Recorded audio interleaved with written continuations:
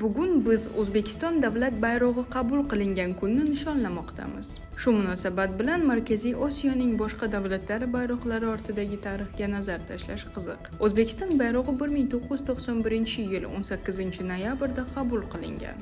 Oy va 12 yulduz yangilanish, tinchlik va ma'naviyatni anglatsa, uchta rang musaffo osmon, tinchliksevarlik va o'zbek zaminining unumdorligini aks ettiradi. Qozog'iston bayrog'i 1992-yilda qabul qilingan. Moviy rang tinchlik, osmon va xalq birligini ifodalaydi. Markazda 32 nurli oltin quyosh diski va parvoz qilayotgan burgut tasvirlangan. Bu ramzlar erkinlik, kuch-qudrat va kelajakka intilishni bildiradi. Qirg'iziston bayrog'i ham 1992-yilda tasdiqlangan. Qizil mato jasorat va davlatchilikni anglatadi. Markazdagi sariq doira 40 nurli quyosh bo'lib, qirg'iz xalqini birlashtirgan 40 qabila ramzi.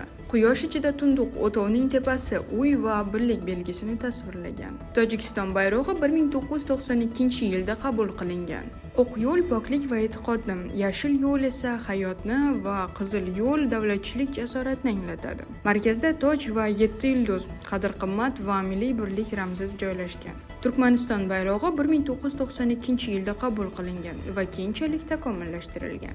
Yashil rang an'anaviy farovonlik ramzidir. Chap tomonda tarixiy qabilalarni aks ettiruvchi 5 ta gelhali, milliy gilam naqshlari joylashgan. Ularning ustida oppoq yarimoy va 5 yulduz mustaqillik va birdamlik ramzi tasvirlangan. Biroq har bir bayroq shunchaki rang va shakllardan ko'ra ko'proq ma'noni o'zida mujassam etgan. Bu xalqlar tarixi, ularning an'analari, kurashi va umidlaridir.